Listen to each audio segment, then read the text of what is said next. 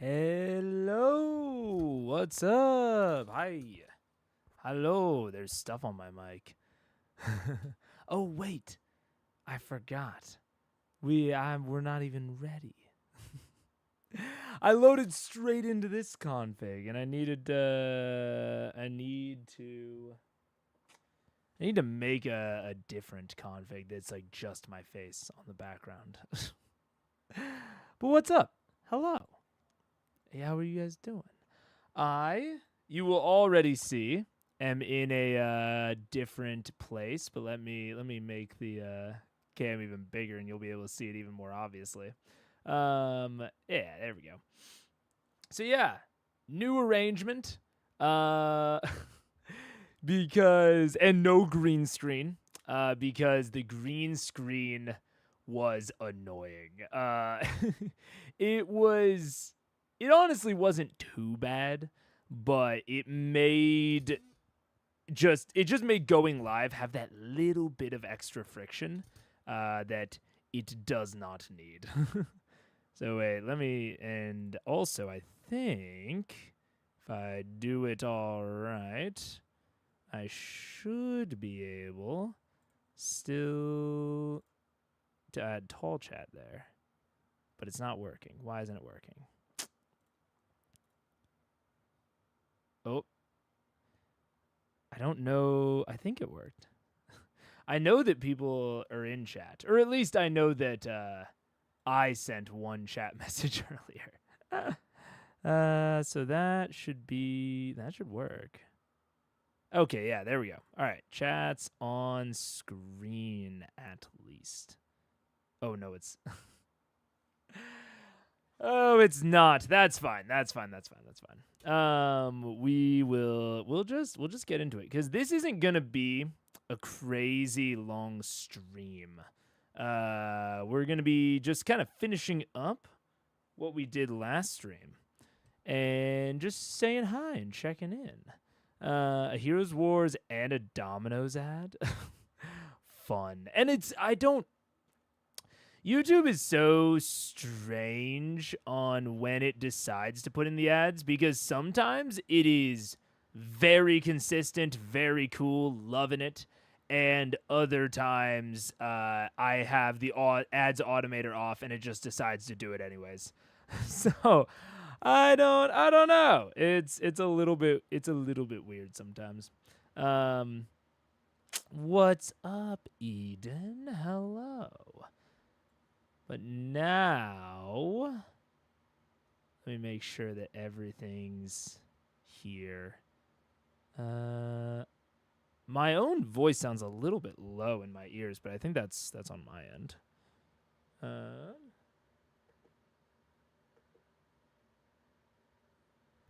Testing. 1, 2, 3. Okay.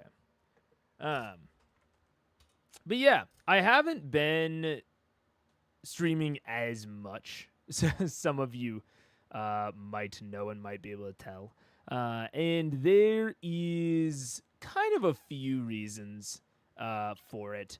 But one of the biggest is obviously the internet. And the internet is coupled with like where I can be in my home to mitigate the internet issues as much as possible. So it's like, where can I actually set up my setup to make that as little of an issue as I can?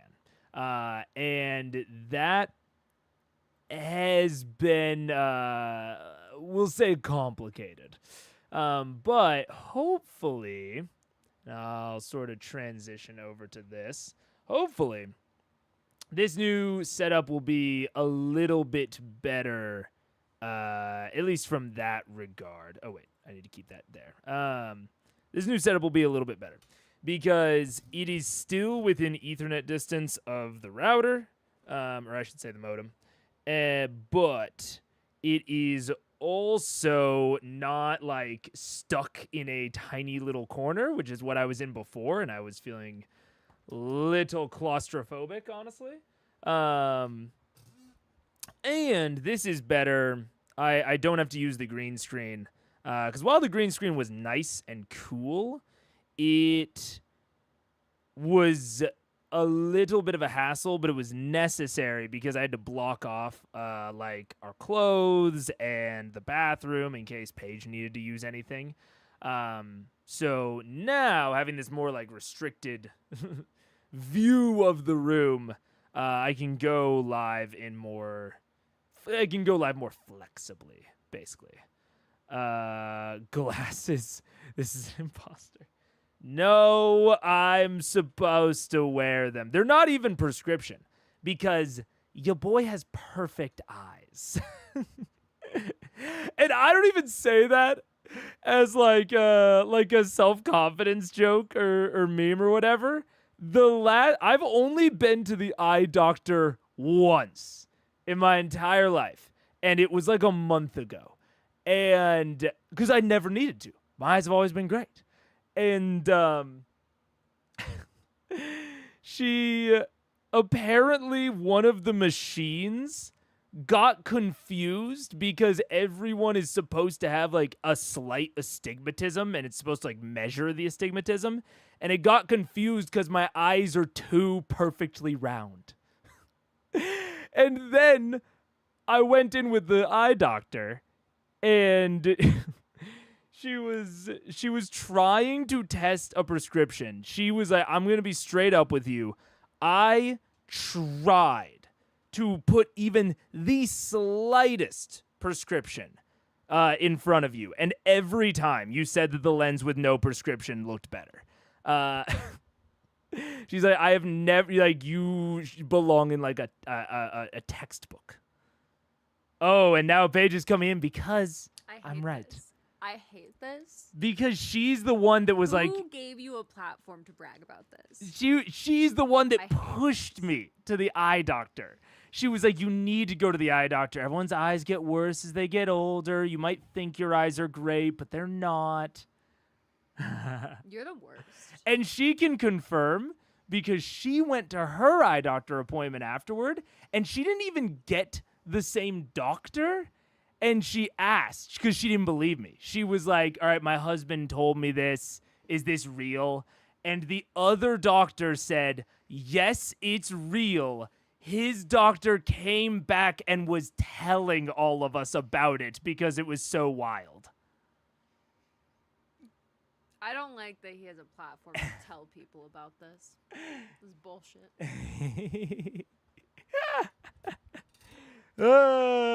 So, the only thing that they said is they asked me like what I did for my hobbies, for work, and they're like, if you are in front of the computer that often, you should get blue light glasses. And these were actually blue light glasses I had from like college, and then I stopped wearing them. And she was like, your eyes are so perfect that if you like wear the blue light glasses, you will probably never have an issue your entire life. And so that's where we are. Oh, man. There are plenty of other things wrong with me. Don't get it twisted. I got a giant hole in my back, but my eyes can't fuck with my eyes. So... Weird flex, I know. It is a weird flex, but it's my favorite flex that I've ever been able to have. All right. But let's finish it up. I also wanted to vamp a little bit until we got closer to the actual start time because I started a little bit early. So, last time... we played a little bit of Geoguessr, and then utilizing one of the locations that Geoguessr put us into, we were able to... let me see, I gotta get the zoom right. We were able to build a little bit of a map. Like, we had this like satellite imagery that we based some of the map lines off of. Then we kind of customized it a little bit, reinterpreted some of the lines of the landscape to be a little bit more interesting, at least in my opinion. Then we took just those lines, took away the actual backing landscape, took just the lines, and tried to analyze the flow through the map, which eventually boiled down to this diagram, this flow diagram.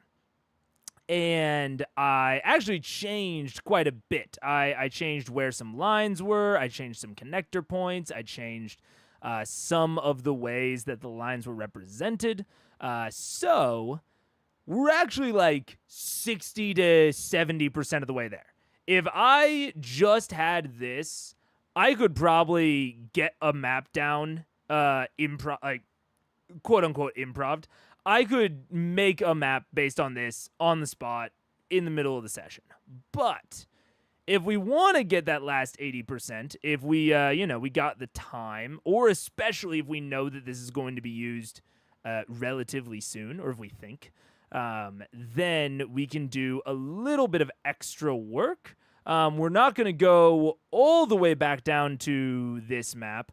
But we're going to go back down to something more like this, where we don't have the lines anymore, these like dots and lines, and we just have these generic kind of geographical features.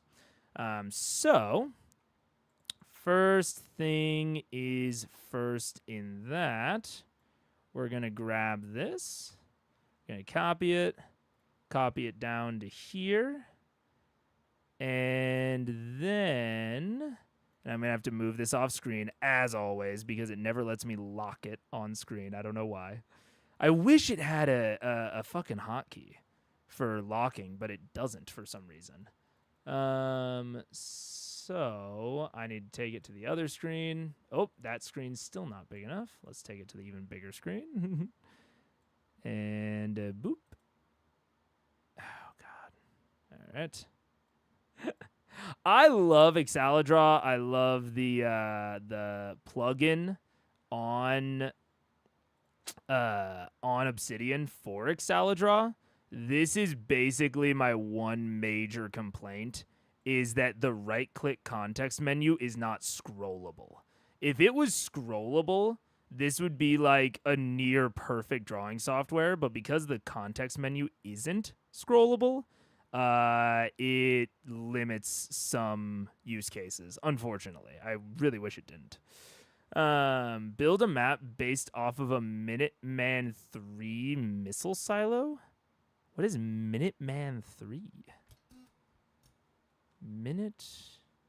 Wait. My desk is crowded. Minuteman 3 missile silo. Let's see. LGM 30 Minuteman? Oh, it's a type of missile? Is it big? How are we going to build a map on this? Oh, okay. Oh, yeah, okay, it's big. It's very, very big. Got it. Okay. Yeah, you could do something with this. Especially, just like a dead easy thing. Let's see. Let's view the file. And copy current viewport. I won't go too deep into it. Maybe we will on a different stream, but the kind of instant thing I picture with this, right, is sort of like there's a quest in Oblivion where you have to dive down into a well to get a ring for somebody. And spoilers for a game that came out in 2008. But it's a trap. The ring is called, it's like the cursed ring of encumbrance or something. And once you put it on, you can't take it off. And it increases your carrying, or it weighs like double your carrying capacity or something like that, like the standard Oblivion character carrying capacity. And so it weighs you down and basically traps you at the bottom of the well, where you slowly drown, unless you got a spell from a different NPC that doesn't want you to die in the trap. And I say all that because that's what this sort of situation immediately reminds me of. You know, it's like we have this sort of side. I should actually probably get black or something just dark. We'll do brown. We have all of this surrounding stuff up here and even more on the surface. And then we have the big shaft all the way to the bottom. So my, kind of just immediate instinct is if it's like big shaft at the bottom with some stuff up here, I immediately think make all of this very hazardous. And then put some manner of objective at the bottom. So the players, like all of the entry points are up here. Maybe there's like one entry point down here, but most of them are going to be up here. Maybe it's a little bit, maybe there's some stealth missions or a forceful mission to get past the defenses on the first level. And then you have to dive all the way down, get the objective at the bottom, and then get all the way back out. And bonus points where you can basically make it 2 maps. You can basically make that entry 1 map, and then we have sort of a mirror dimension map on the way out where taking the objective changes the parameters of the map. So taking this objective totally transforms these upper 2 areas, so that you can get a lot of variety within a very easily sort of grokkable location. And what I mean by that is, your players can very quickly understand it because the actual like square footage footprint is small, right? I love the mirror idea. Sick. Thank you, Ross. Yeah, because it's like then they understand the layout, like their knowledge and how much prep they do around learning about these upper 2 areas will be easier than if the map was just twice the size, Like, if the map was twice the size, they would have to put in, like, twice as much prep work to understand all of the facets and the lines of the map. Your bot removes dick, I think. I don't have... So, the actual, like, my actual streamer dot bot does not do any profanity filtering. It is purely, like, core YouTube filtering, and right now I have it to where it's not set for kids because it is absolutely not.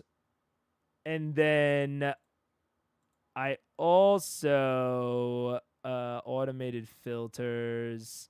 I have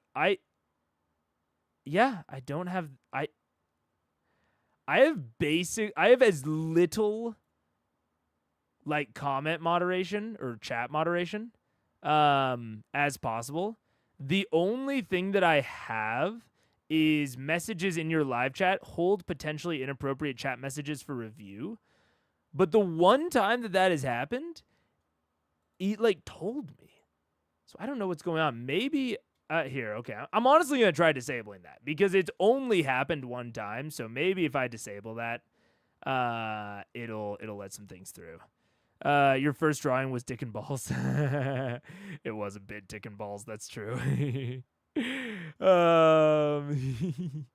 But But yeah, so then to learn the map, your players have to do relatively less work, but you can get essentially like twice the content out of that footprint. It's basically the same trick that Death House pulls, except that Death House pulls its punch at the last minute by having a shortcut that just lets you bypass the entire thing. Like, if Death House was made up more, like, Death House I have separate problems with, but Death House sort of has this, like, sort of diamond kind of configuration where there are a few ways to the choke point on the 3rd floor, and then when you leave the choke point, it has a little bit of another diamond, right? Down to the actual goal at the bottom. My problem with Death House is that right about here, it takes you to right about here only one way. You know, so Death House just does this and allows you to skip over all of the cool stuff. Yeah, from Strahd, exactly. And so it's like, if you wanted it to be a 2-phase map, where it's like you go in, you know, something changes over here, and then the entire house changes, and whoa, it's like a way different experience on the way out, but it's within this familiar geography. I think that would be sick. But instead, like I said, they pull their punch and just let you skip the entire fucking thing. And to me, it speaks to a potential lack of confidence in the idea that the second phase would be fun. Like, I think you should either just, you know, have a one-way map that lets your players out at the objective, or if you're going to make a map that requires them to go in, then out, and, you know, like, do that sort of back and forth, invest in that. Either let them have, you know, this victory lap on the way out where, you know, they just get to walk through a nice safe area, or have the objective itself change the journey on the way back. So yeah, and then you can utilize all the same space that they already know, and then you can make the outing even harder, which is kind of cool. It gives you some flexibility because they already know all of the lines of the map. Even if they couldn't view it from the outside, like during the prep, they would still know a lot of the lines just from their journey in.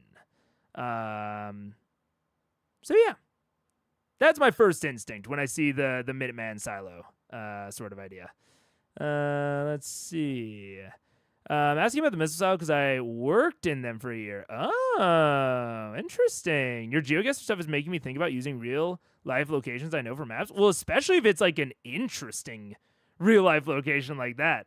You know, like, one of the things with this was, let's play Geoguessr until we get something that's interesting. Because, you know, if I were to just try to model, like, my street block, my street block probably isn't that interesting. Like, it would probably be like a challenge to actually make the block that I live on an interesting map.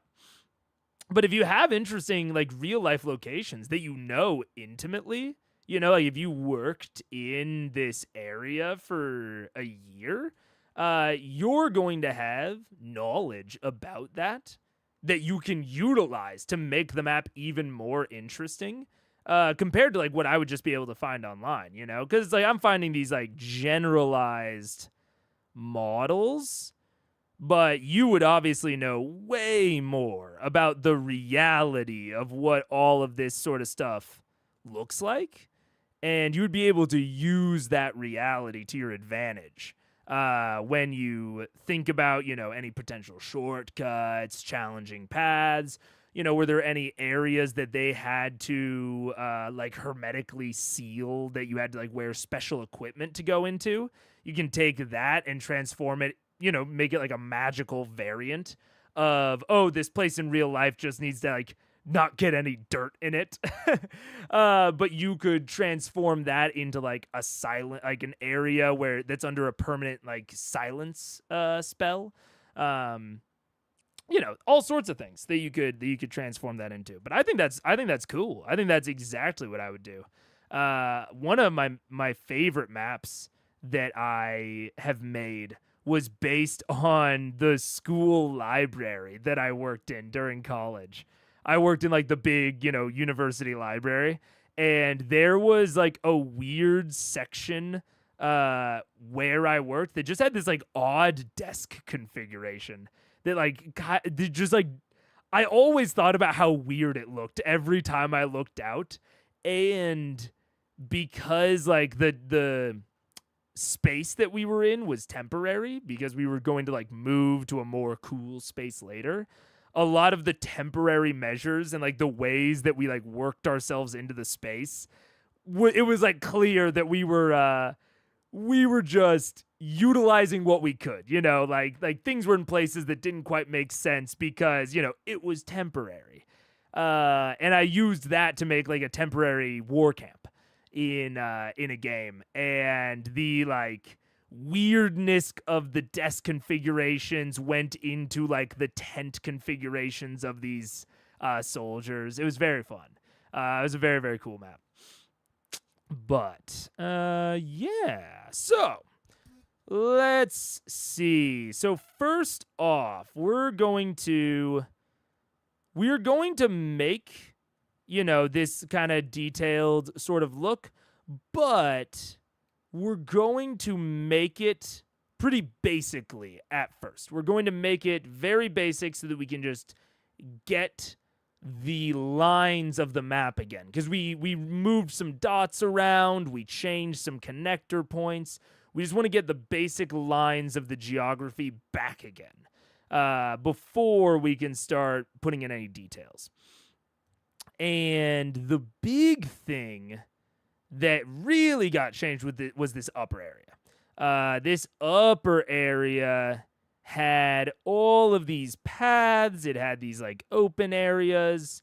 We don't need any of that anymore. And honestly, maybe what I'm going to do even is grab the underlying image. Oh, I can't. I'm sure that image is one of the pasteds. Let me see. Yeah. Not that one. This one. Okay, so we're going to no, not make a copy. But I want to embed. Can I insert? No. Oh yeah, I can drag and drop. There we go. Well, that didn't. No, that's not what I wanted. Silly goose. Okay. Let me. 1 second. I honestly normally. Uh-oh. Something just fell. Oh, God. It's fine. Normally I just copy and paste. So I wonder. No, I can't. I can make a copy. Yeah, a lot of times I just straight up copy and paste the image itself multiple times, which I probably shouldn't do, but let's see. So let's just oh wait, I can copy there and paste there. Aha, perfect. Okay. So we're going to be drawing slightly different geography, especially. Oh, and it's still locked. This is why I didn't want to. Okay. Got to take it onto the other screen to unlock it. Unlock. I might need to figure out something for displaying this on stream, because off stream, I'm working on the bigger screen a lot of times when I'm like setting things up. And then I'm only taking it back to the tablet to actually do the drawing. But on here, that's a little bit less doable. Okay, but that's fine. So, first things first, I think it's the river. I think the river is easily the most broad and unchanged bit of geography that we had. So we're just going to make this like a short little sketch. So we're going to have like river there. And then we're also going to have river because this is going to be a bridge.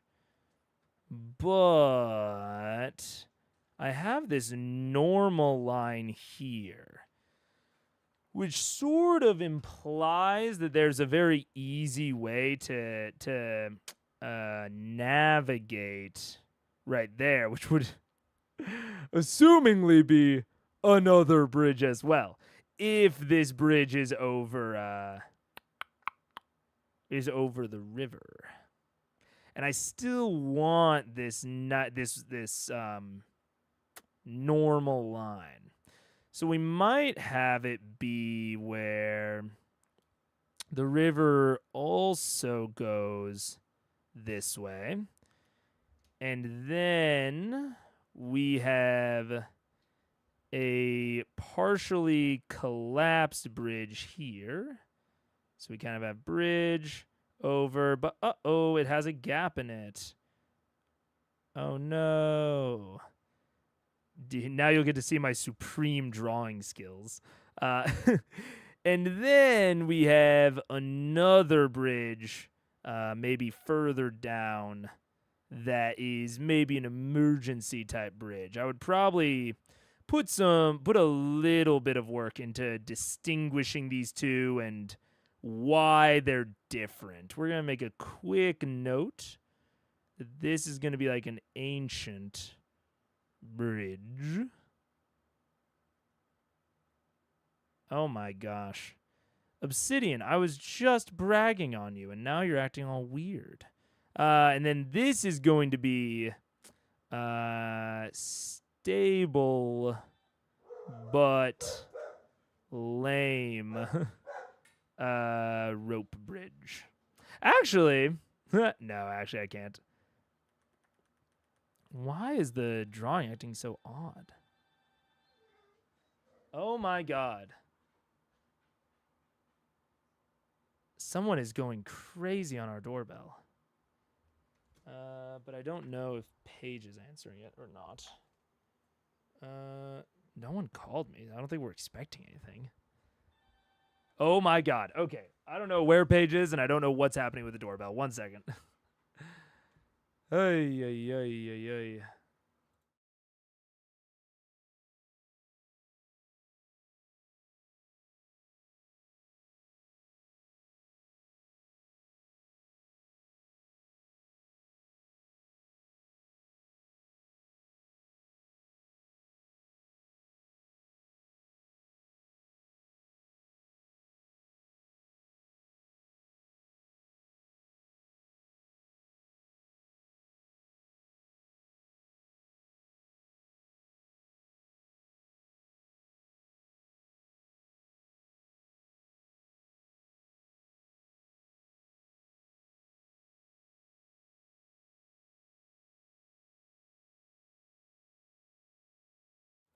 Oy, oy, oy. I don't know what was going on.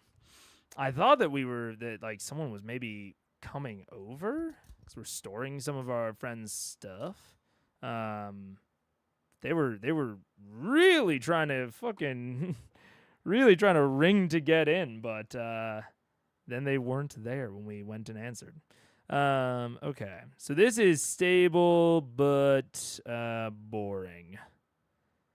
And this is ancient but cool. Bridge. Bridge, ancient but dope. Ancient but dope. And then the next major kind of areas are our high ground areas. And then the compound in the middle. And the compound is vaguely circular, so we'll just call it a full circle for now. And we'll just kind of go whoop. And then we're going to do a similar thing with our high ground. And we're going to keep in mind the lines here. So this high ground cannot be accessed from any angle besides right there. So we're going to make this sort of a cliff-looking high ground. So kind of has that, which then has that, and then slopes off that way. So this is all kind of a sheer cliff face that then goes back down.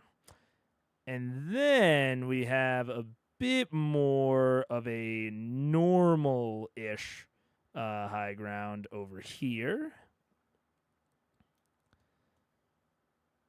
And that is not connected here. Now, is that just an overlook on my part?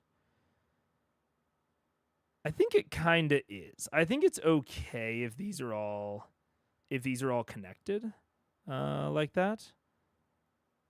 The only thing I'm debating, I think that can go there. We don't want it as crazy interconnected as it was before, but we can have some small connections, and there's very few obstacle paths over here. So we'll draw another obstacle path there. And these obstacles and the interestings are things that we can add in later, but we know that this is on the high ground. And we know that that's a challenging path. So we generally want to make this kind of just dense foliage and wilderness. Very, very easy to throw some stuff into. And then the only other thing I'm thinking about is this entire area only having this one connectivity piece. Now, we could either make that... Well, no, we can't. But this is also supposed to represent this entire green area, so we actually don't have to worry that much about that. We could have this be like a fence.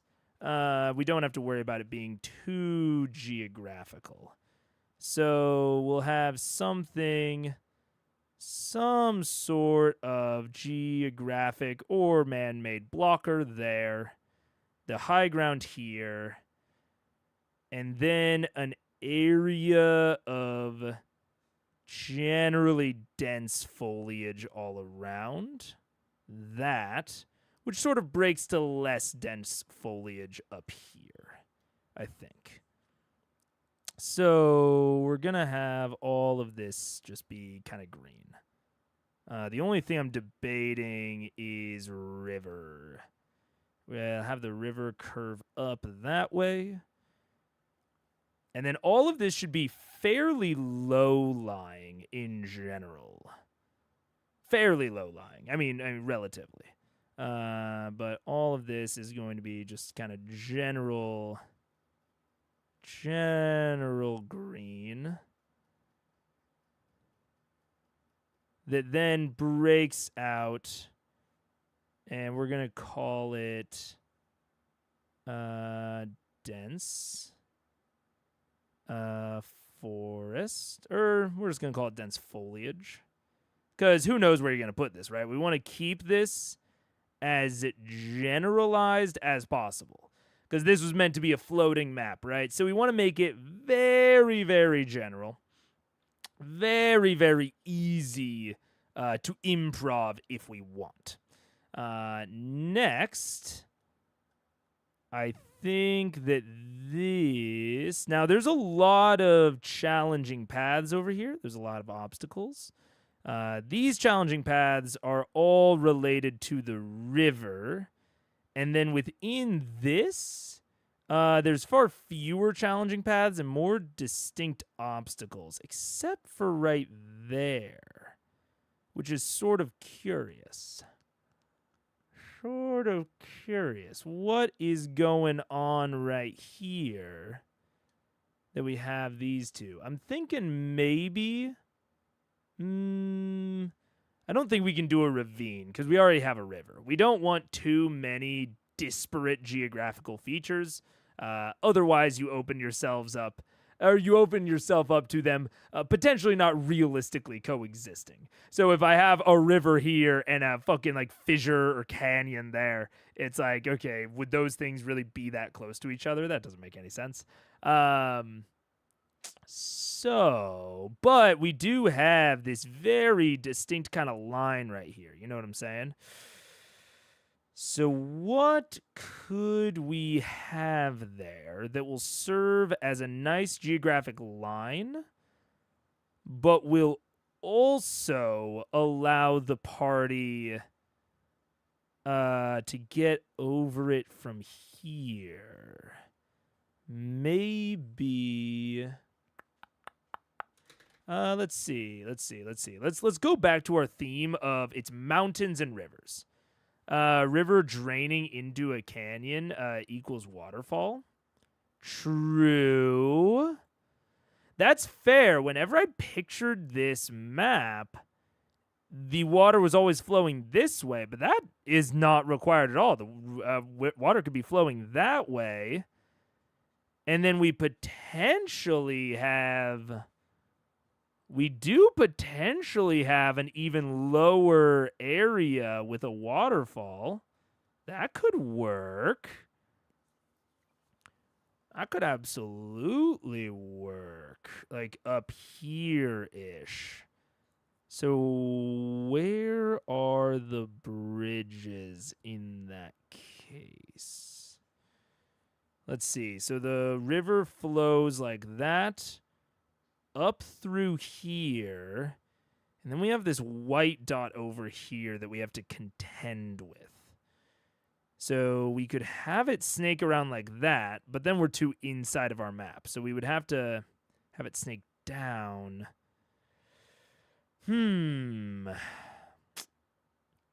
There's no... I don't know if there's a good way, given that this is kind of a dead end sort of separation, right? There's going to be some sort of separator line right here, but it's going to dead end in this. So I'm not sure what we can put in that would be water-based, unless it's like a lake. It could be a small mountain lake or mountain pond. A little bit of a basin. I'm thinking about what are some hilly or mountainous features that block traversal. Because I don't want to overuse the water as well, and I want to keep working in those mountainy type features. Let's see. So agriculture and hilly landform. Let's see if we just have any images. A hill or a mountain?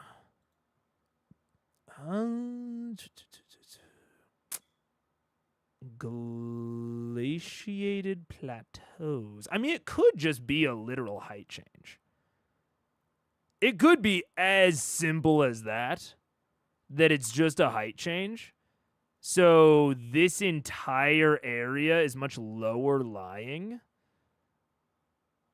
compared to this entire area.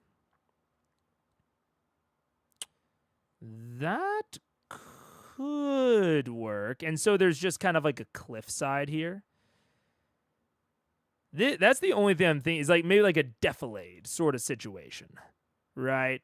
And then we have like the real high ground. So these are almost sort of like a bluffs sort of situation. So there's the real high ground up here, but this entire area is sort of elevated compared to even the rest of the map.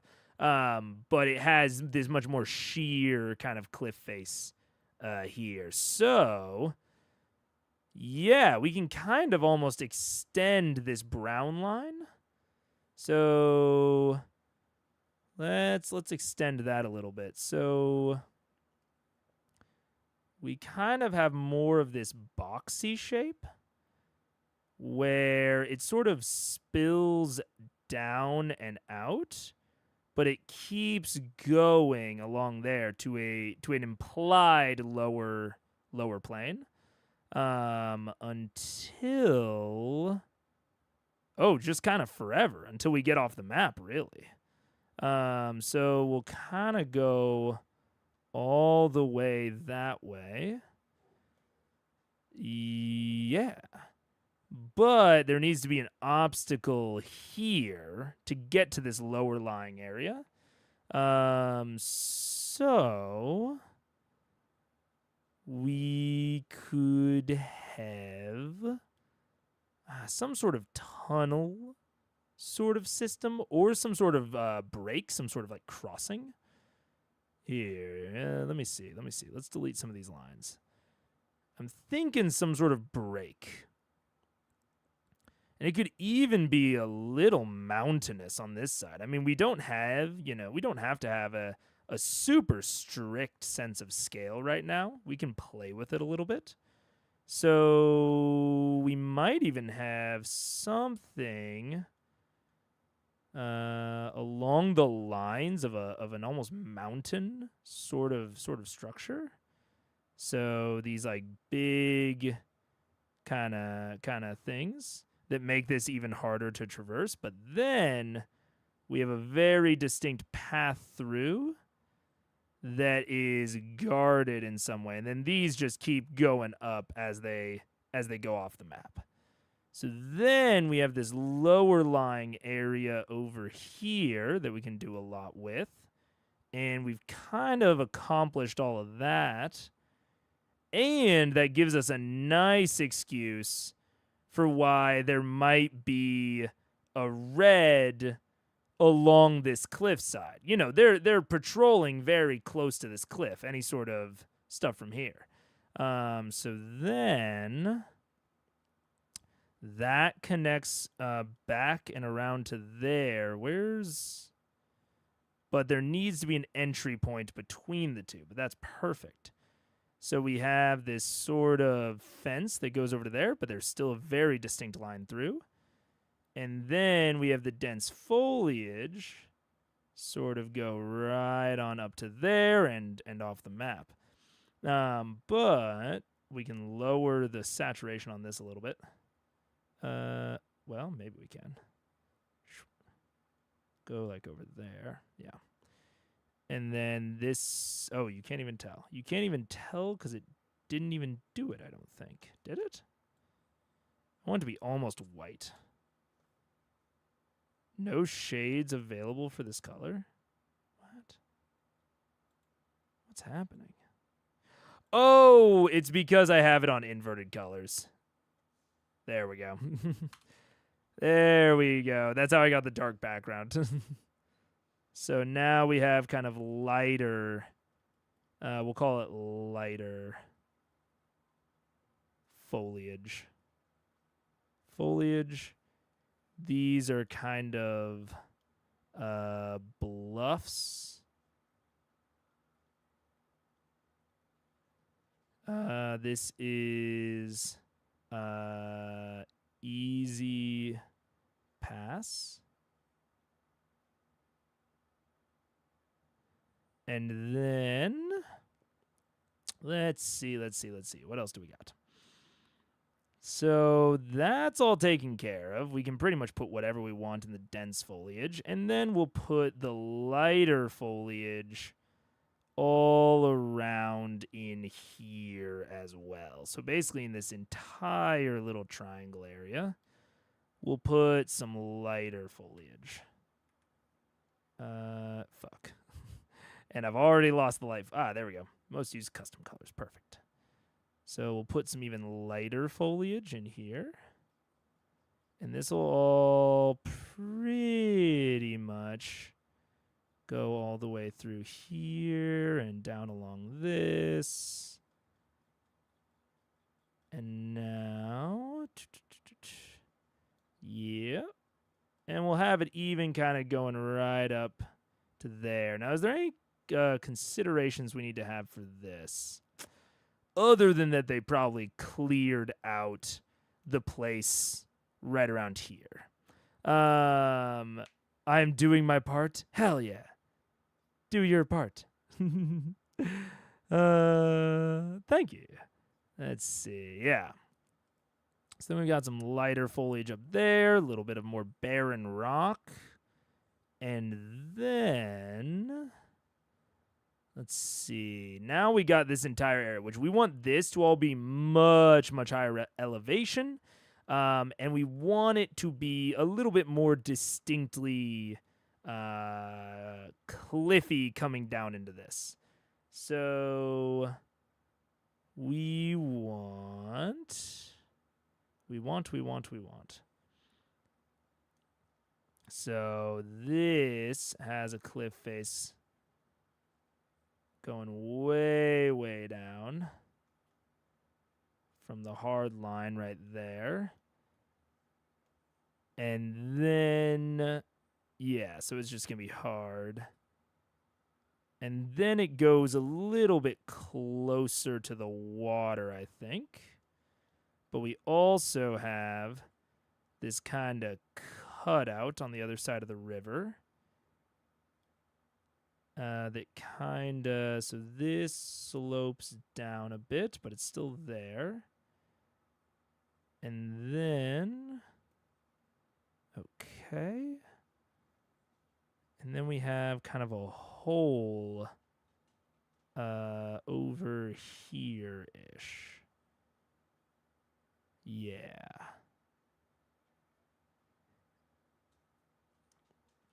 And again, we're just trying to get the general lines.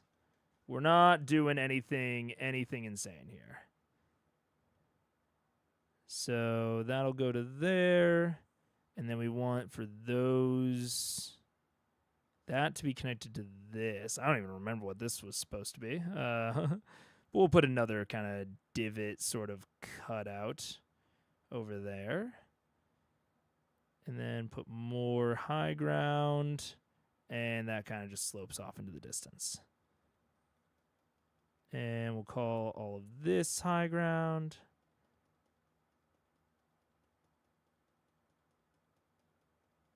Okay. So this is all of this.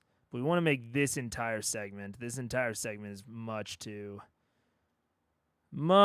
forgiving because we know how the transition needs to be. So this guy needs to be even steeper. So we're going to go like that. All right, big cliff that then slopes down. Okay.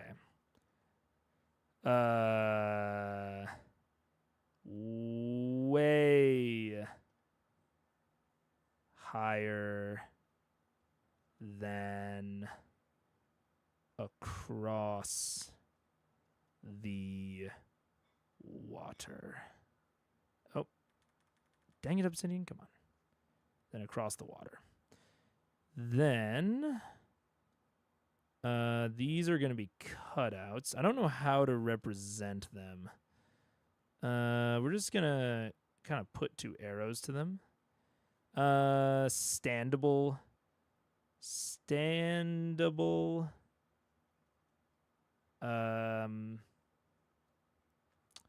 points. Oh, come on.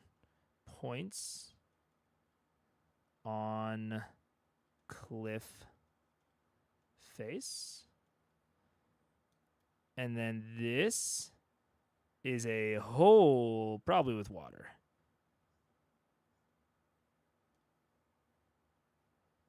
Hole with waterfall. Very original Zelda, you know, just water spouts coming out of the of the cliff faces. So then let's take a bit more of a look, and we're just gonna call this guy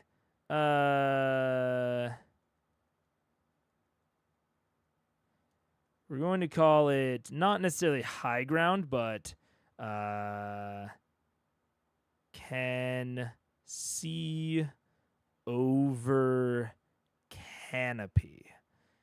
So this is going to give us a small view But if we want a really good view, we'll have to go to the other one. So then this is all some sort of very thick place. And then I think, or this is some man-made construction. And so now, what are other geographicals we need? Because we want to really focus on not making anything too specific. So we need for this to be interesting. Oh, I drew a little thingy in it. This to be interesting. This to be hard. This to be challenging. This to be challenging. So what is a compound configuration that could give us this? Clearly, they don't really patrol this side of things. But then there's an obstacle right here. This obstacle will probably have to be some natural construction, and we'll have to devise a reason, a geographical reason, that they don't really patrol this because they don't really need to. So we don't have any distinct obstacles. We just have a bunch of challenging paths. So let's think. We've got water. We've got height. What are some other things that we could work in and or could we work either of those into the map right here? Let's think.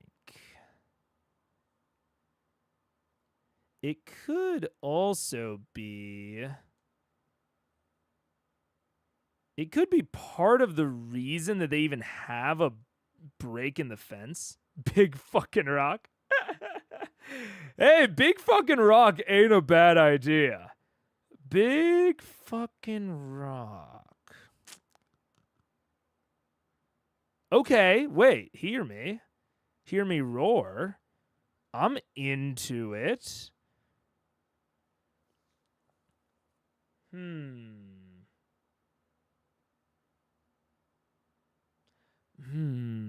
I'm thinking, if they have a big fucking rock here, maybe it's just an easy enough challenge to get over, and it's mostly interesting of like, damn, how did that big fucking rock get there? But that also, if we have a piece of geography that isn't naturally explainable, then that does put some constraints on how we can use this map. So I don't know about big fucking rock. Avalanche could work. Like an avalanche off of this. But they would probably still find a need to block that up. I'm thinking something along the lines of like a bog, like a swamp, but it's very localized for there to be a swampy bog right there. And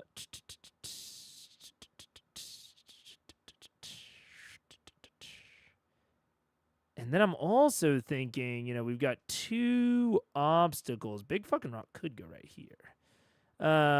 We talking Christmas lights? Talking about the big fucking rock or swamp? I do not think so. Okay, let's call this. Let's call this work in progress. Let's think about some other things, and maybe we'll get some inspiration there. So now there's an obstacle through here. To me, that screams gate. That screams big ass, looking ass gate right here. And I think that works perfectly. I think we have a big ass gate right here. Gate, portcullis, whatever you want to use it for. We say gate. In their perimeter defenses. Some sort of manned entry and exit way. Now, the compound itself. we've got this entire thing, which we can just, I think we can kind of leave the compound up to be whatever it needs to be. We can leave that pretty blank because the actual inner workings of the compound don't matter as much. We can kind of fit them to whatever faction we end up putting in here. All that really matters is that there's a central area surrounded by kind of a ringed situation.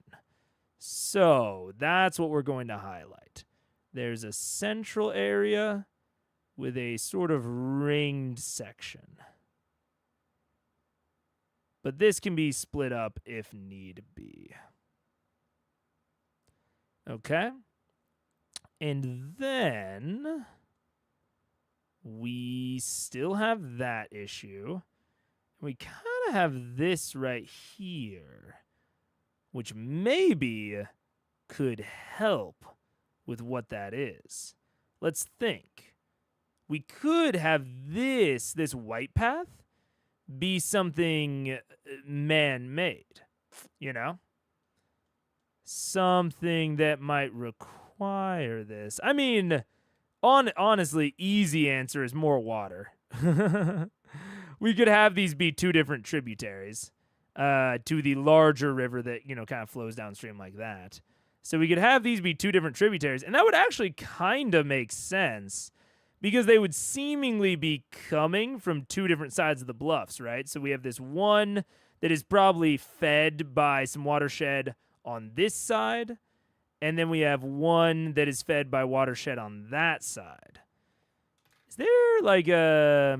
Here, let's look up the Colorado River watershed to see if this has any sort of similar configurations to what I'm imagining. Colorado River watershed. I'm thinking... Right, okay, so there's Lake Powell. Yeah, so kind of up here in this upper basin.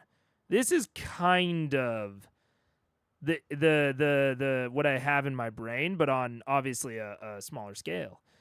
So these are kind of our bluffs, where we have a river coming on one side, river coming on the other. They both feed into this larger river, and then we also have a third one coming from over here. So this kind of upper branch would be what we have over here. And then we have more water coming in that way. The only issue is that then we have to deal with this stuff up here, which I don't think our node map has anything that we can do with. No, it doesn't. Okay. So possible water feature. We could even possibly have a bit of a moat situation. We could have it to where these people diverted some water. It locks us in a similar way to the big fucking rock if we have a moat type scenario.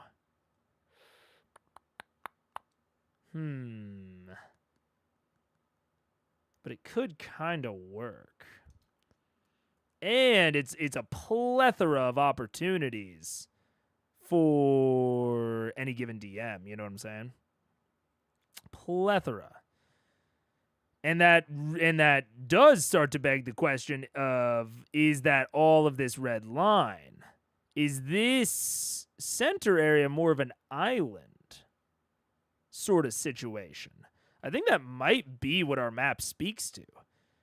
This is more of an island, and then they have maybe one or two working bridges that can cross the river.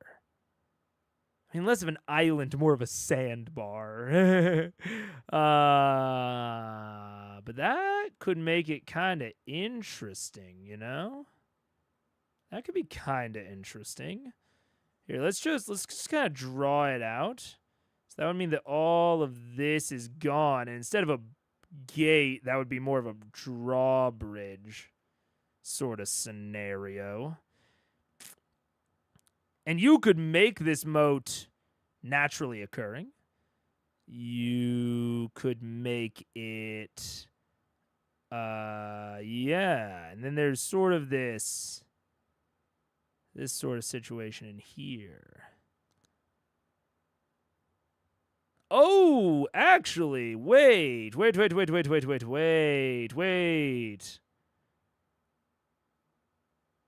Does this make, is this better?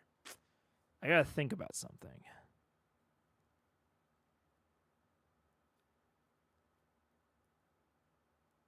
Because I'm thinking, what if we just cut this segment right here, right? So instead of the river flowing like this, the river actually just flows up and around, but this area that we have our whatever built on is right up against the cliff face.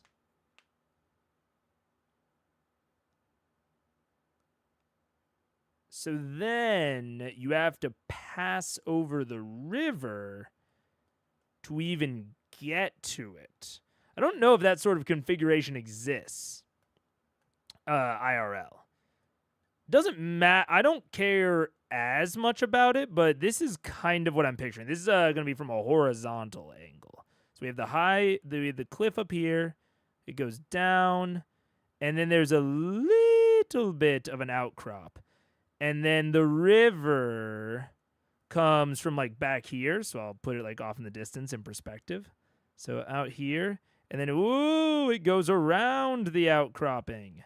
And then it continues on. You know what I'm saying? I don't know if that sort of configuration exists. I'm sure it must. That seems like something that must just exist somewhere in some capacity. And it does not take a huge stretch of the imagination to consider it plausible, I think. Which in that case, we'll delete that. And then we go to blue, go up, around town, back down, and keep going from there. And then we have a bunch of space to play with. This makes way more sense. The only thing that I don't love now is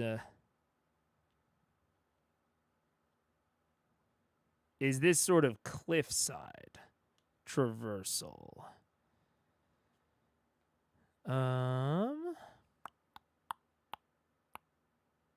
But I like the rest of it a lot. And then we have a sort of drawbridge situation here. So we have, drawbridge, or made it a little bit more clear. Drawbridge.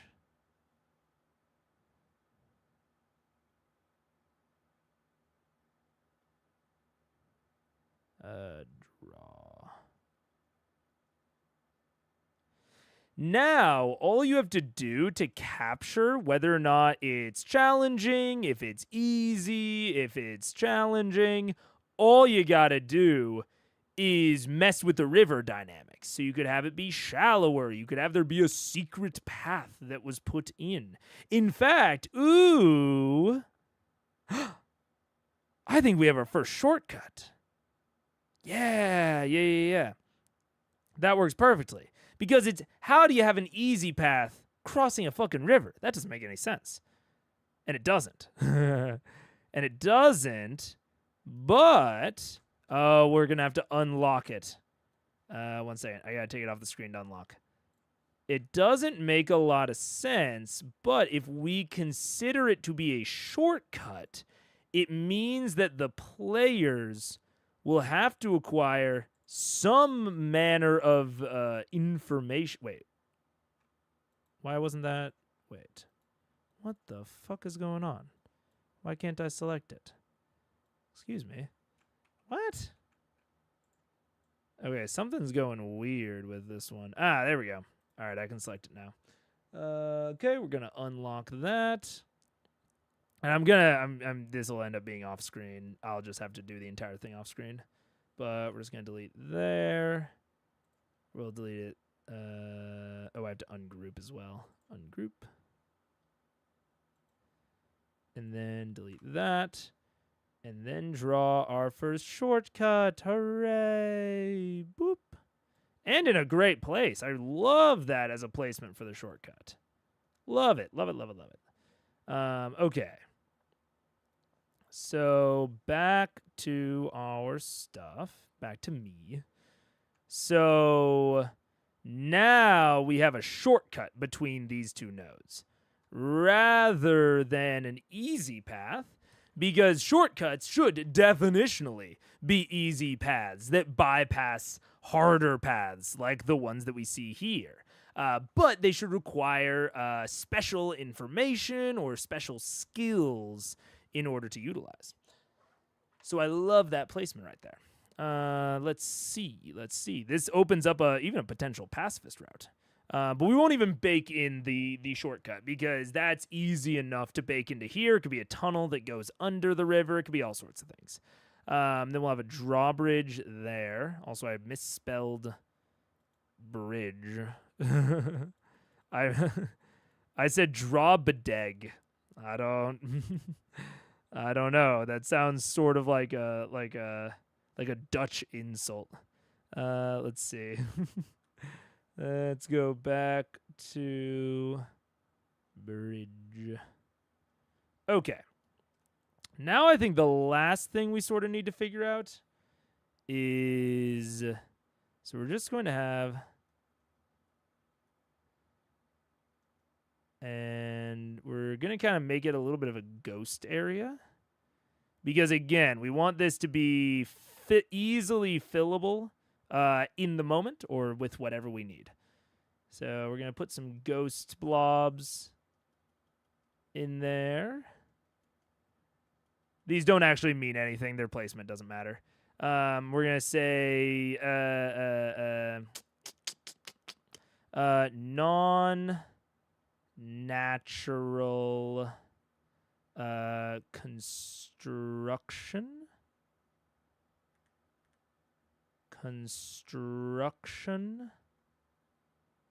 We're going to say IE, boop, boop, castle. Come on. Give me the L. Castle. Secret base. Training. Training camp, etc. Has a lot of options for what it could be since we placed it there. Already the silo idea. I'm reminded of another concept from Unbound. I mentioned shadow gates on the Discord, which are mana wells, which are basically oubliettes designed to trap unkillable monsters. Ooh, so like have some old starving monster left to rot with some loot the adventurers want? Yeah, absolutely.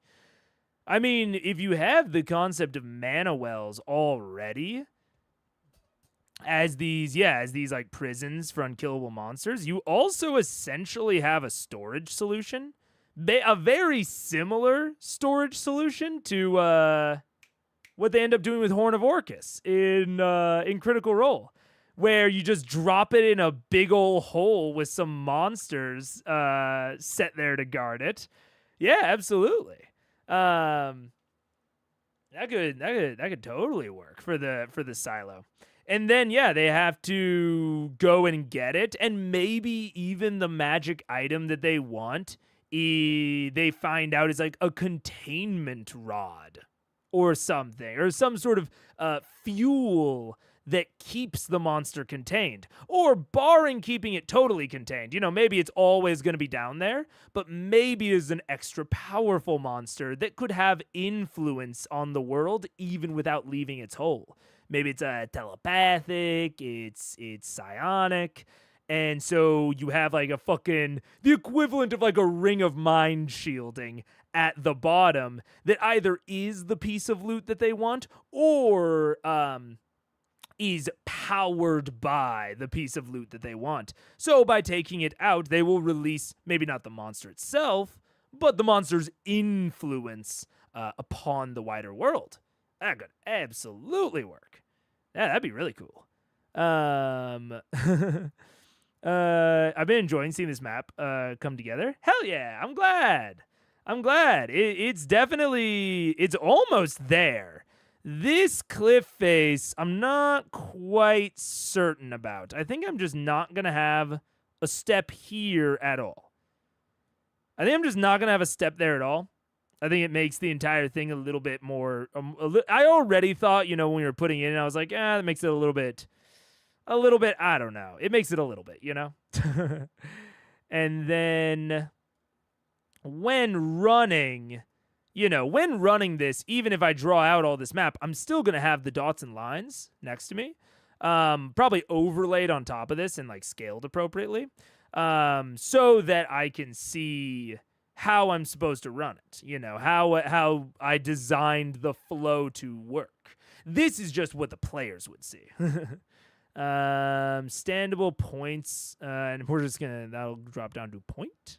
Standable point on cliff face near the water, and then it's still hard to get down to. Is there anything else we need to keep in mind about these? These are challenging. Getting straight from up here to over there is difficult. Okay, yeah. Ooh. Oh, there's red over here, but white over here. Ooh. How are we going to manage that?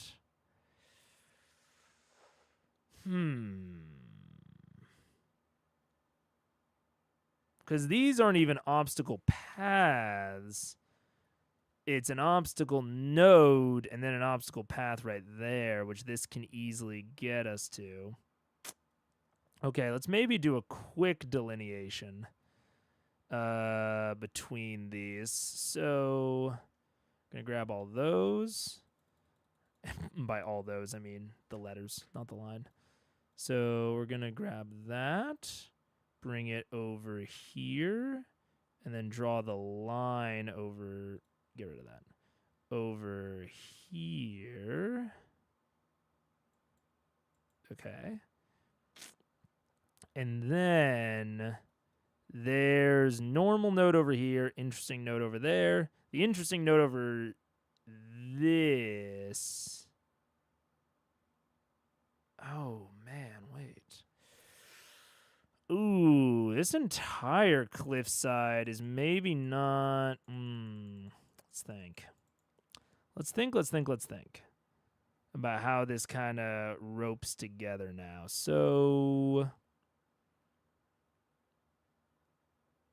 this hole in the waterfall is what I envisioned as this. But then this should have two hard climbs up to it. I guess alternatively, the river could just flow that way. Doesn't actually need to flow this way. And then we could just have all of this be substantially higher ground than that to validate this. But then the bridge still encompasses that. I think that works. So we just have no more river over there. And then we're just like we're basically just at a big bend in the river. That's the main sort of thing that we have here. And then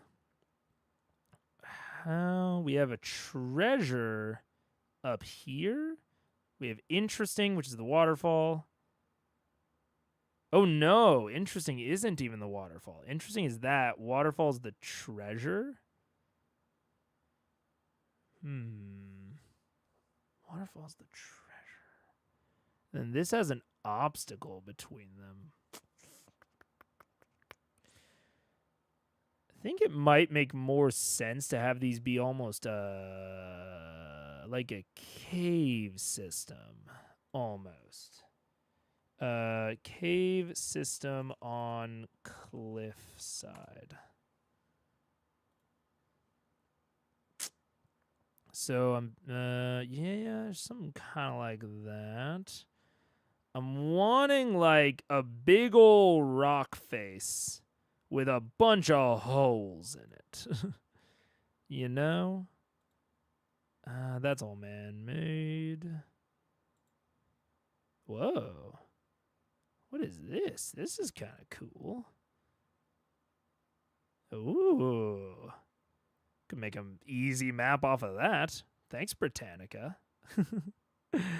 Yeah, this is kind. Oh yeah. Something kind of like this. Ooh, that could kind of work. And then if you wanted, you could have a whole underground cave system for them to explore if they want. So maybe it's not a standable point on the cliff. Maybe they're caves. Maybe they're connected caves. Don't forget the waterfall rule.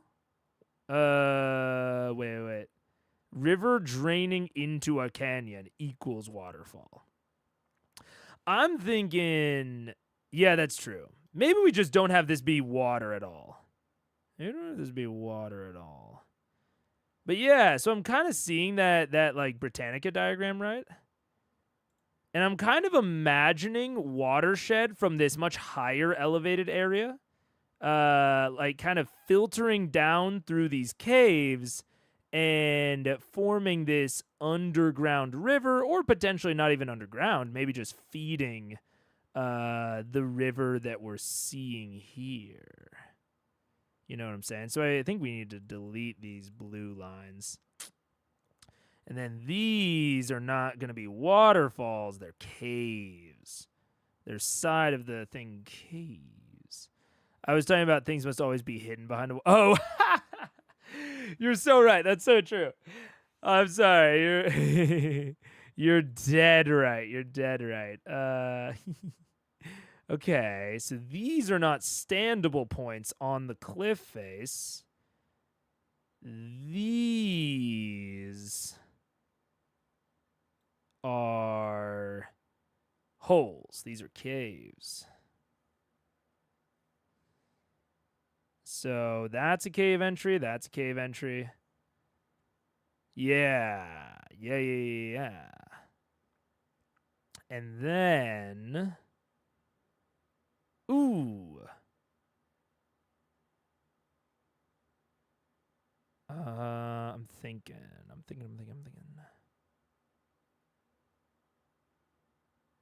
Yeah. So there's maybe a fissure up here, a little small one, you know, so sort of uneven ground, cracks in it, whatever. So there's a fissure.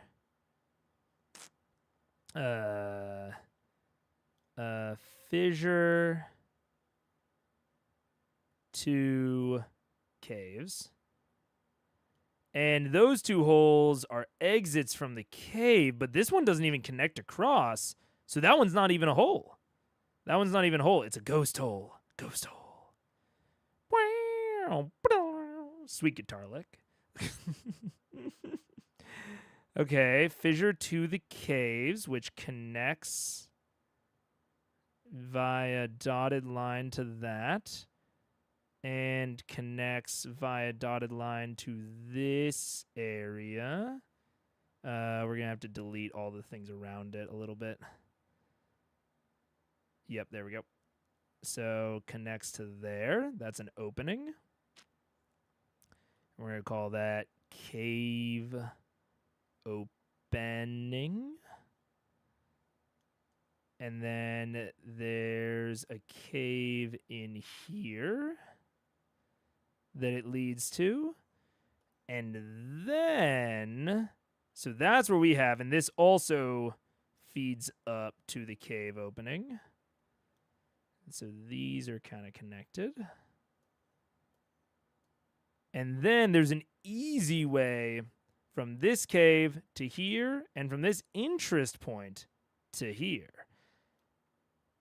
And I think that this could just be as easy as these people, whoever they are, wanted an easy way from the bottom to the top of the cliff face.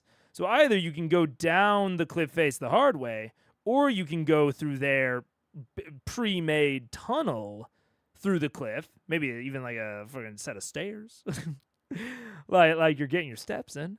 But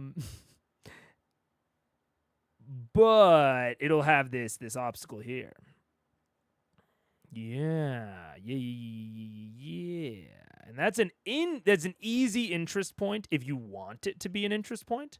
Or it is maybe not, you know. You can also have it just be something else. So we're going to have a very substantial kind of doorway.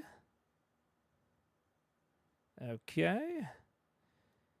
And this will go ding, ding, ding, ding, ding, to this doorway up here.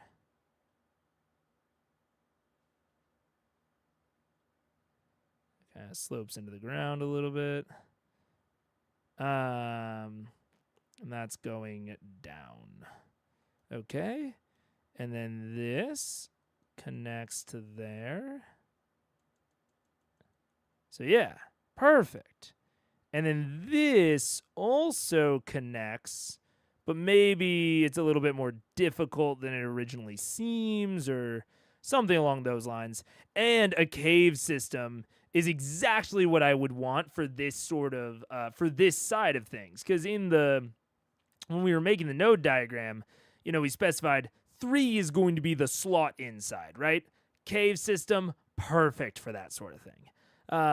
So you can have them come from all sorts of other maps, all sorts of other locations, and have that work exactly perfectly. Now, the only thing is there's an obstacle between here and here. Between this door and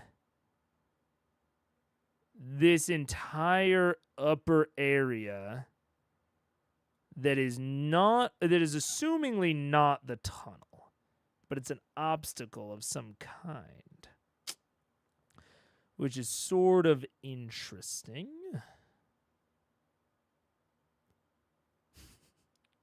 Okay, I've got an idea. We've got a lot of overlapping pieces here, but I think we can make it work.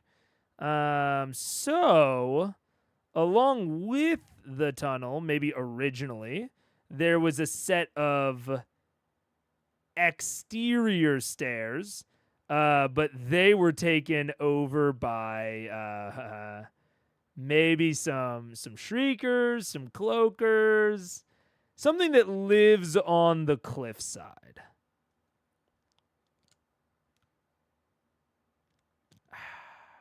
But these people wouldn't exterminate? No, that doesn't track. An obstacle. Roper? What's a roper? Ropper? What's a roper?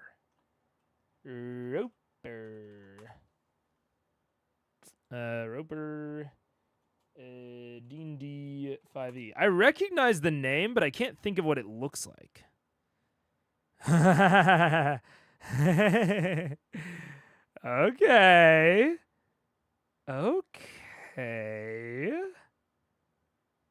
Wait a minute. We could do something with this. Yeah. I mean, we don't want to do on a cliffside super flipping hard boy. Yeah. I'm trying to think of a contrivance where we can have, because the point of an obstacle path is that it essentially becomes a normal path, like an easy path. once you overcome the obstacle. But what sort of obstacle can we put there that these people don't get rid of and instead just go around? Maybe it's cultivated.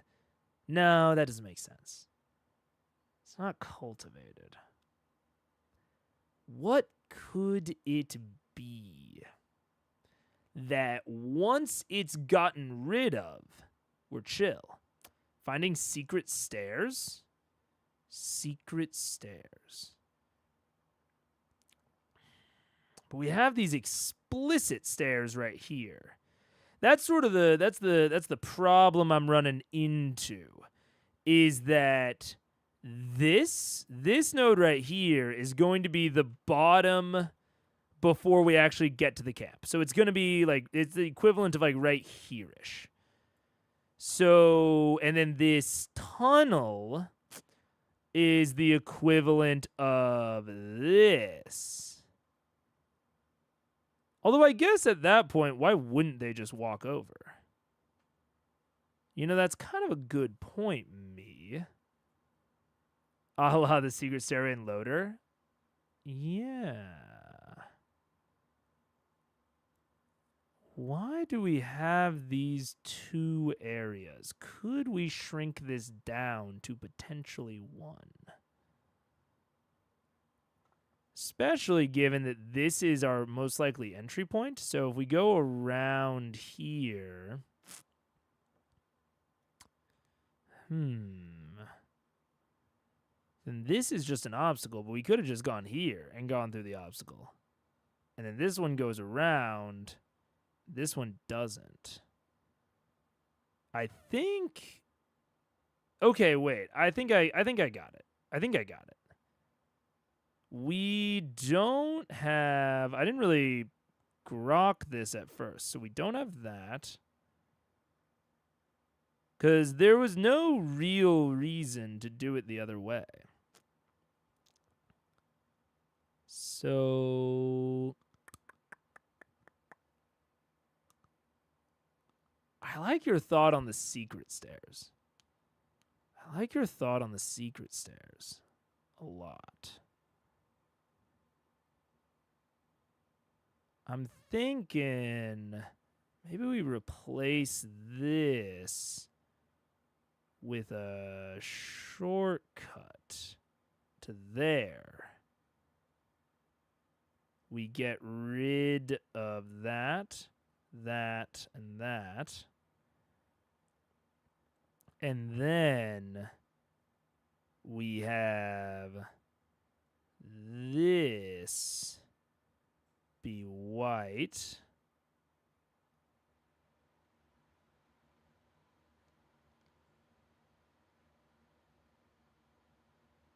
And then this be red.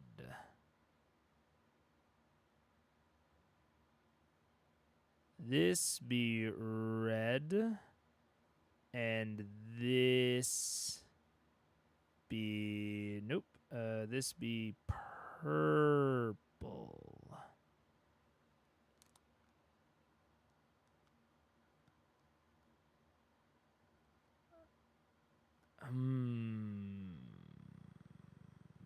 I don't know if I love that. Wait.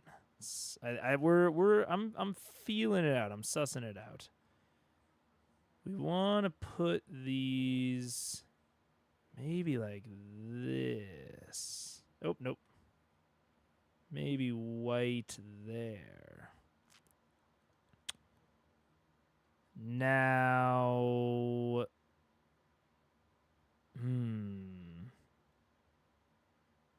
this does mean... No, actually, this is fine. This is fine. Because they get one blue thing and then can possibly go there. Or they go this challenging way, get another blue thing, and have the potential for a shortcut and passing this and passing that one right there. Yeah.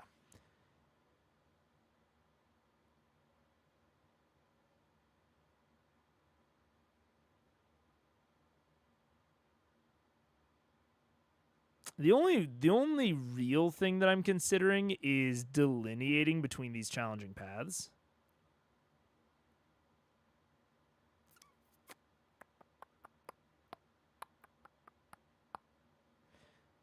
I don't like having, because the assumed flow, if they're coming out of 3, will make them go into one of those. I wonder if we just don't have a connection there. If we just say none of that, and we just go white to there, and then potentially that. So then there's a more direct route, there's the obstacle route, and then there's more interest points if they go the circuitous route and the potential shortcut. Yeah. I think that's it. Yeah. So now this all makes way more sense. This is if they go down the cliff face, they have to avoid getting caught. This is if they go through the stairs, and we can even add in some monsters on the way. Maybe they've abandoned these stairs by now. And then there's a more magic stairs sort of shortcut potentially within the caves themselves. So potentially secret connection. Secret. Secret. It opens up, but you can't see it. Okay. This all works. And then treasure can be over there. Perfect. Okay.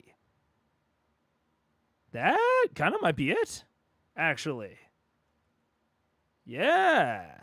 Okay, let's we don't even need to, I guess we don't even need to copy the changes up there. Okay, let's take a look at it.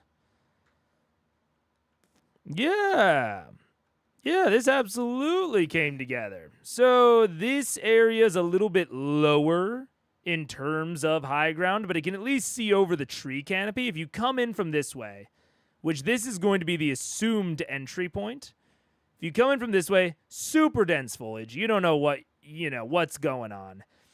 Maybe if someone wants to climb a tree, they might be able to get an okay view, but this is going to give you the best view just to get your generalized bearings. And, when we're here, we'll point out the the massive cliff face up here, maybe point to some of the cave orifices. Most seem not quite big enough for you to fit into, but there might be some that you could.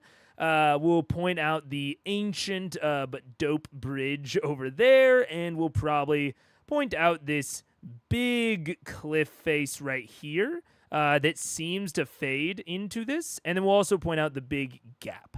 We want to point out the most substantial features of the map, and then they can choose where to go. Do they want to circle around the river, get up to here, and then go through here? Yeah. And then this could be, we could have fucking anything over here. We could have anything over there.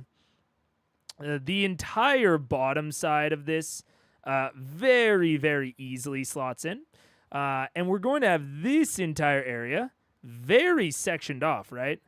So it's like river sectioned off, bluff sectioned off. We could even make this a quasi-arena by having the river and the bluffs kind of get to a point where it's no longer traversable. And now we've essentially made a tiny little arena through all of this, non-dense foliage. And then while they're in here completing this other objective, they'll notice whatever we have going on in here, and they have a really easy way to check it out, especially since it's optional and they'll need more information. And then this could be slotted in so easily. There's the whole cave system, an entire kind of blank slate over here, blank slate over here. We could really do whatever we wanted with all this. So yeah, I'm feeling great. I'm feeling great. I'm thinking if there's anything else I need to add or represent, but I think we're probably bordering on good. Yeah, and then this is the cliffs over here. This is the pass-through right there. Maybe the only thing that I need to do is draw a little bit more light foliage so that we can make sure that we remember that up there is still considered part of the map. So we'll just continue on our light foliage markings. And then, yeah, I think maybe the only like real weakness of this at the moment is that there's not a lot going on over here. I think I could flush this out, but if we're being real, I wouldn't. If I was prepping this for my actual game, I would not prep this side out because especially these big edges of the map, these are going to be things that are immensely easier to fill in once you're actually to the point of wanting to fill them in. You know what I'm saying? Like once you're actually at the point of slotting them into the world, but we want to keep it vague. And so this is good for you guys to know going into the future whenever you watch Critical Eyes. Anytime I talk about like a floating map or a floating plot point or a floating NPC, this is what I mean. Dense foliage, high ground, light foliage, caves. Very broad terms. Because I could slot this in so many places. The only real thing that I kind of married it to are these sort of hilly, mountainous sort of features. But those could also be massaged into being a little bit different if you wanted, if you really, really liked the lines of this map. But ideally, it would just wait until you had a mountainous area to slot it into. And hopefully you make enough of these in enough different generalized types that you can just grab it whenever you need it. So yeah. And like I said, this is easy enough to improv. This is what I think a lot of times when I see Matt's big folio of maps and such, is, man, I feel like, obviously he does it a lot more detailed than this, but I feel like Matt has a lot of floating maps where he doesn't know exactly where they're going to go. He doesn't, because he doesn't put it out unless the players trigger combat.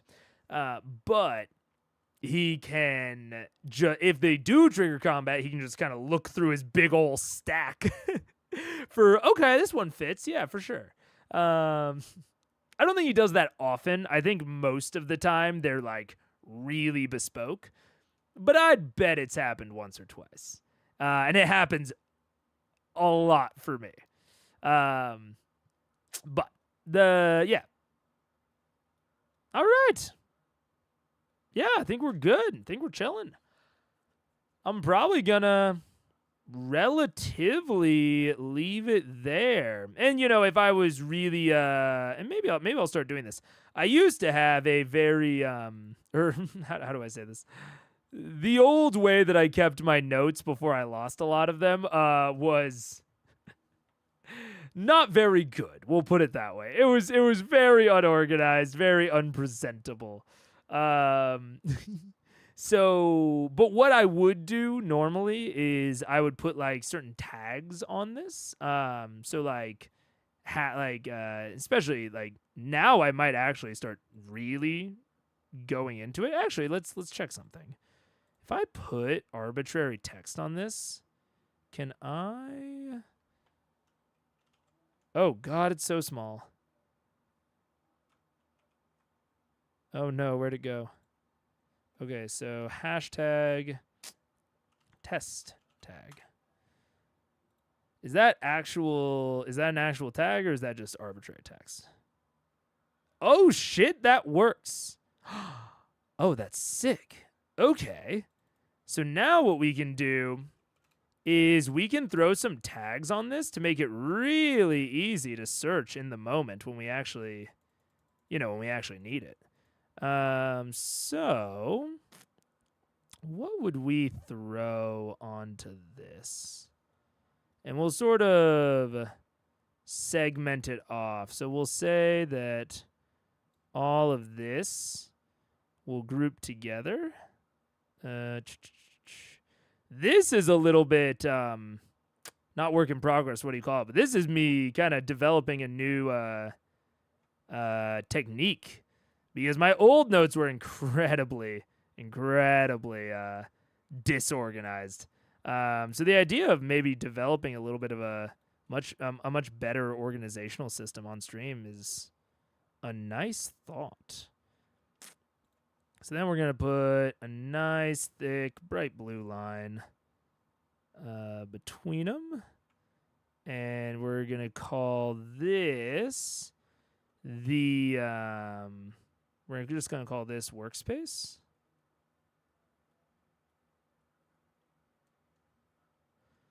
And we're going to call this the 80%.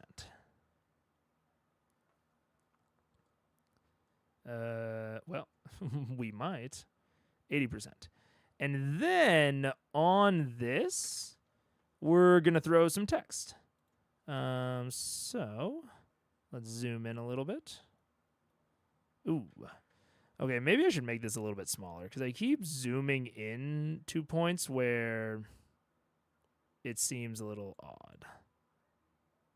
I want this to be at least largely viewable at 100%. At least to the point where it like mostly makes sense. Maybe a little bit smaller.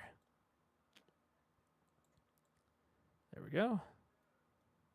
Okay, we're still under that banner right there.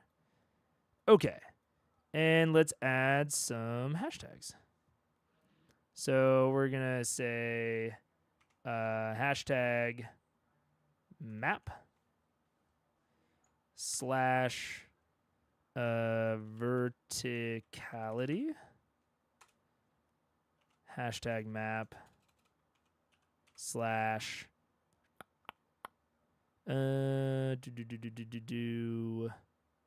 wilderness.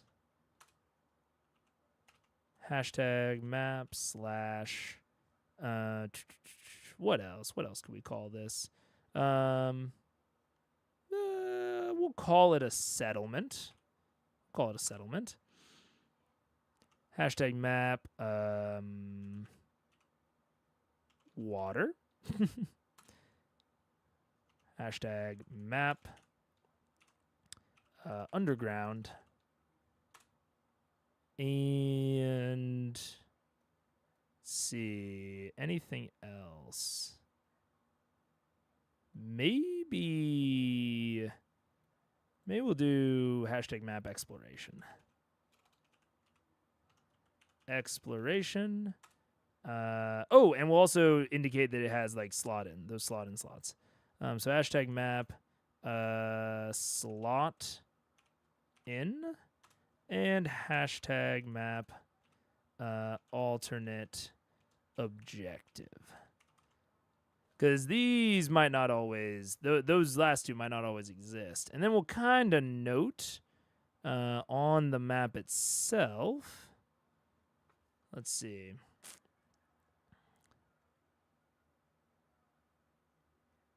Oh, God, make the line smoother. Make the line smoother. There we go.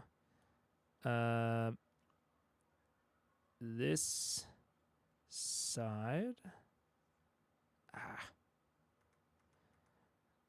This side is built for slotting in. Oh, for slotting in.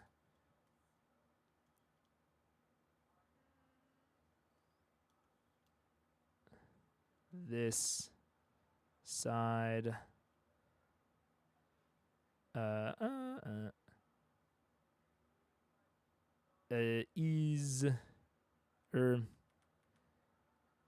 Easily accesses large. Oh, come on. Large area for alt objective.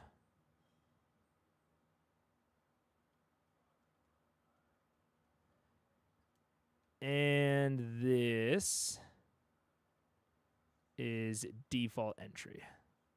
Default. Come on. Default. I think I know what's happening.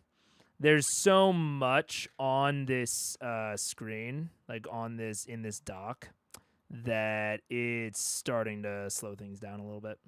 So I think I'm gonna try to delete some stuff. I'm gonna delete that. I'm gonna delete this one.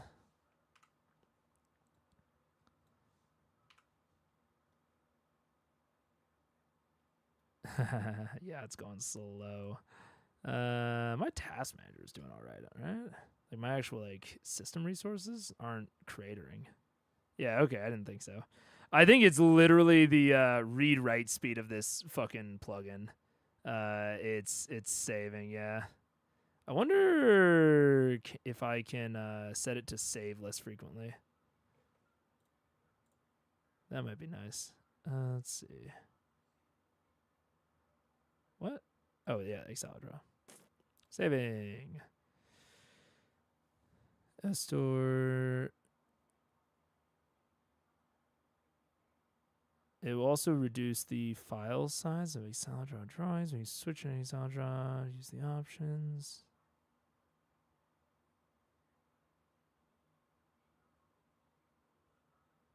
Ah, there we go. There we go. Autosave on desktop. Let's do rare.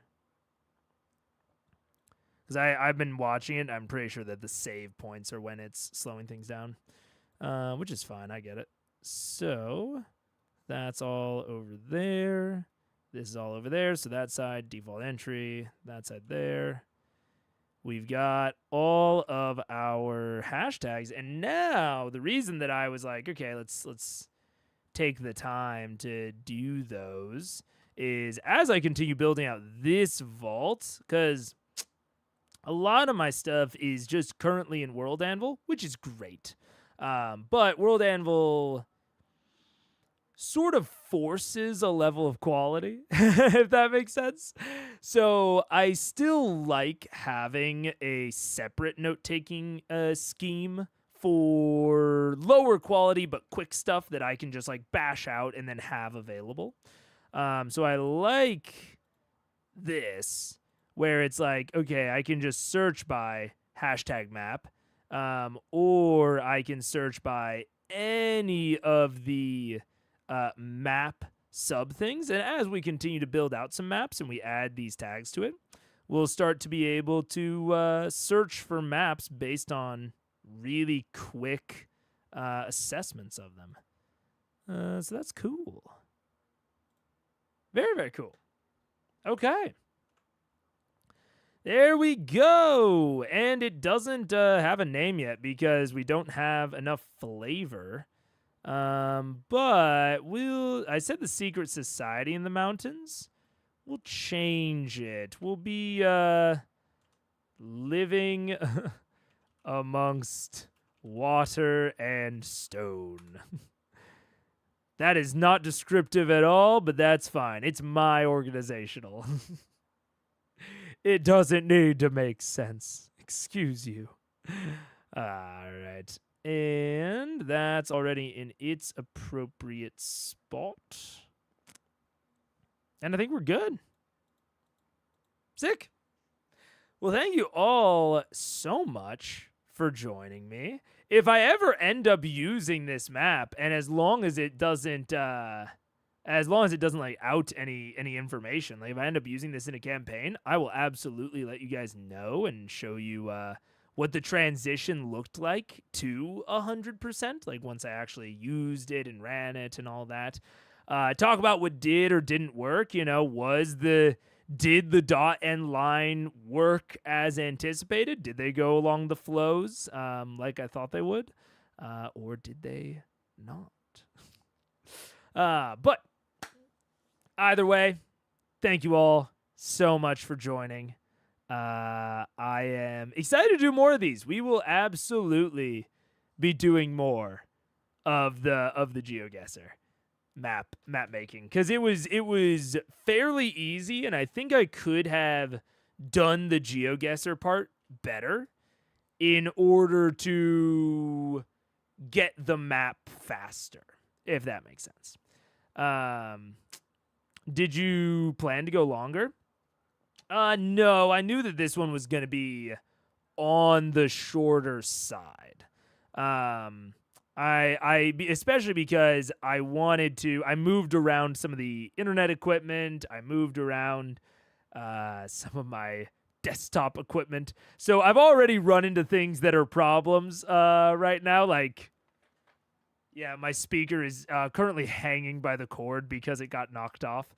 So I need to go and fix some things. I knew that this was going to be a little bit more of a test stream, but it went really well, and the things that I have to fix are easy.